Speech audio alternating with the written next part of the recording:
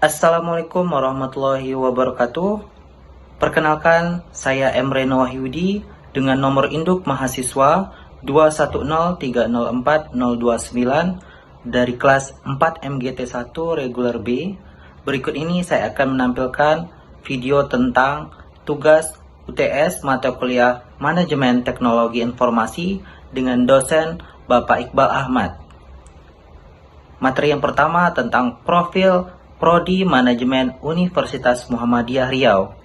Nah, visi menjadikan program studi manajemen sebagai lembaga pendidikan tinggi yang bermarwah dan bermartabat dalam menghasilkan sumber daya manusia yang memiliki keahlian manajemen di bidang pemasaran dan wirausaha, pengelolaan SDM, operasional, dan keuangan yang menguasai IPTEX dengan landasan INTAK tahun 2030. Sedangkan misi Prodi Manajemen Universitas Muhammadiyah Riau menyelenggarakan pendidikan di bidang manajemen melalui teori dan praktek, mampu menguasai, menghasilkan sumber daya manusia yang profesional, mampu berpikir kritis, dan berjiwa entrepreneur berlandaskan INTAK.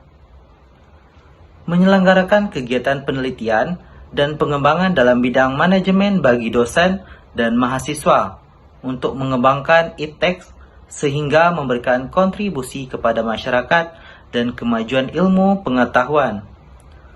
Menyelenggarakan kegiatan pengabdian di bidang ilmu dan keterampilan manajemen guna memberikan sumbangsih kepada masyarakat. Dan menyelenggarakan pendidikan ilmu dan keterampilan manajemen yang bernilai Al-Islam Kemuhammadiyahan.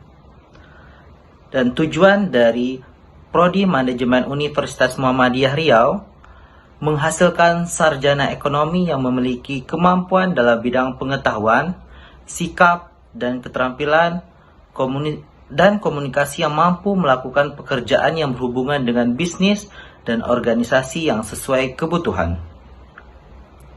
Alasan saya masuk di Prodi Manajemen, saya ingin mengembangkan karir saya di dunia bisnis.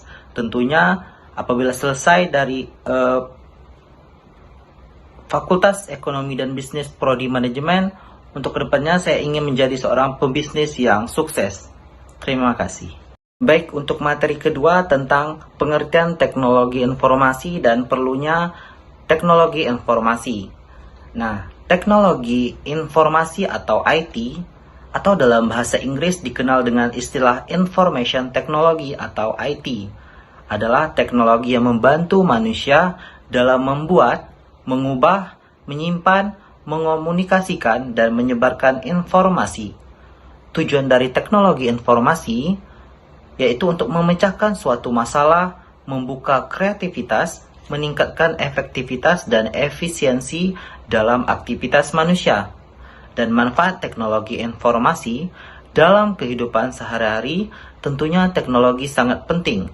Manfaat teknologi informasi yaitu untuk menunjang kehidupan manusia yang lebih baik, karena dengan adanya teknologi informasi bisa membantu kegiatan menjadi lebih efektif dan efisien.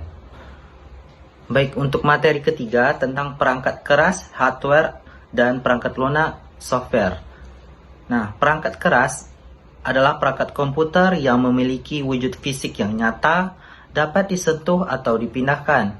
Perangkat keras komputer terdiri atas perangkat masukan input, perangkat pemproses, dan perangkat keluaran atau output.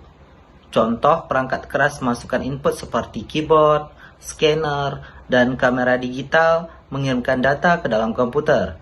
Selanjutnya, perangkat atau peranti pemproses mengirimkan data ke dalam komputer, mengolah data tersebut dan mengirimkan hasil pengolahan ke peranti keluaran output seperti layar komputer, layar ponsel, layar kamera, printer, speaker, dan lain sebagainya. Nah, untuk perangkat lunak atau software adalah kumpulan instruksi dan data yang dikerjakan oleh komputer. Software juga merupakan penghubung antara pengguna dan perangkat keras komputer. Perangkat lunak berisi perintah dari pengguna dan perangkat keras yang akan melaksanakan perintah tersebut secara nyata. Perangkat lunak terdiri atas program, library, kumpulan program kecil, dan data yang berhubungan dengan perangkat lunak tersebut, seperti dokumentasi, media digital, dan lain sebagainya.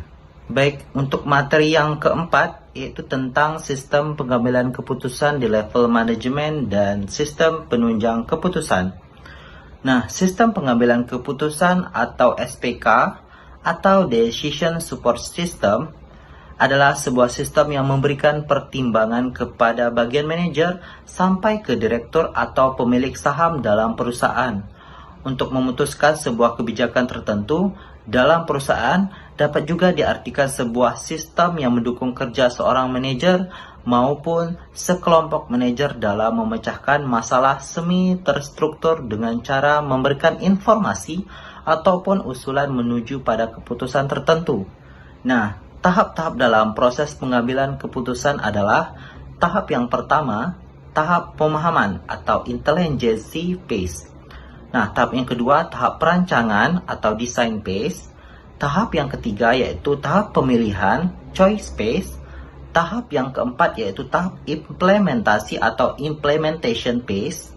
Nah, tujuan dari sistem pendukung keputusan diantaranya yaitu membantu manajer dalam pengambilan keputusan atas masalah-masalah semi terstruktur, memberikan dukungan atas pertimbangan manajer dan bukannya dimaksudkan untuk menggantikan fungsi manajer.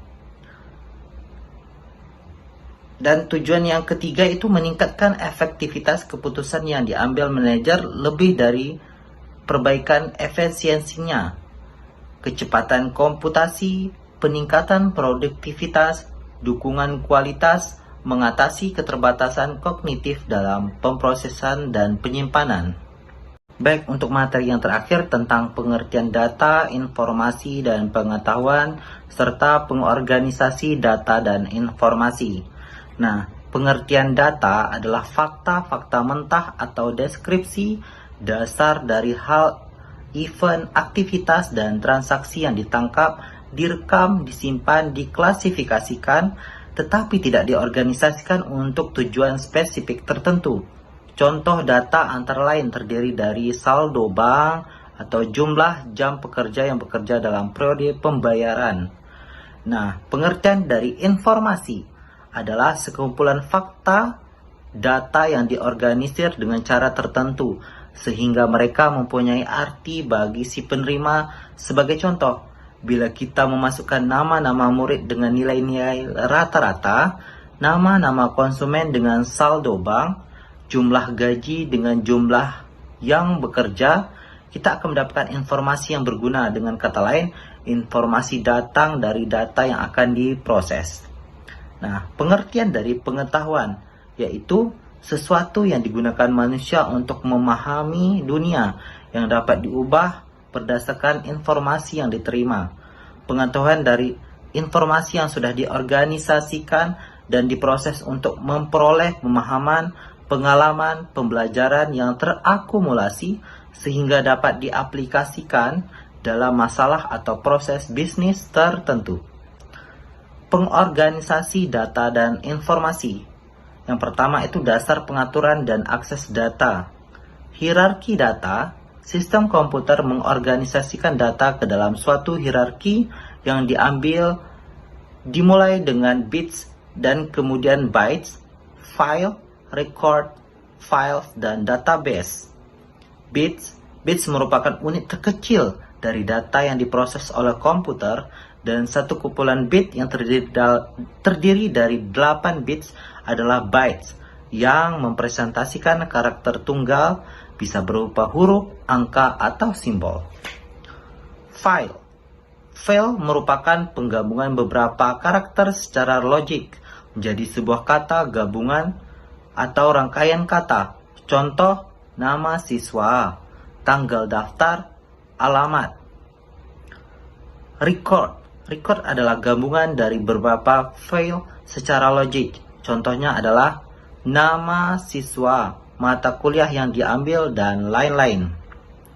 File merupakan gabungan dari beberapa record sejenis yang saling berhubungan. Database ialah gabungan dari beberapa file yang saling berhubungan. Sekian presentasi dari tugas UTS mata kuliah Teknologi Informasi dengan dosen Bapak Iqbal Ahmad.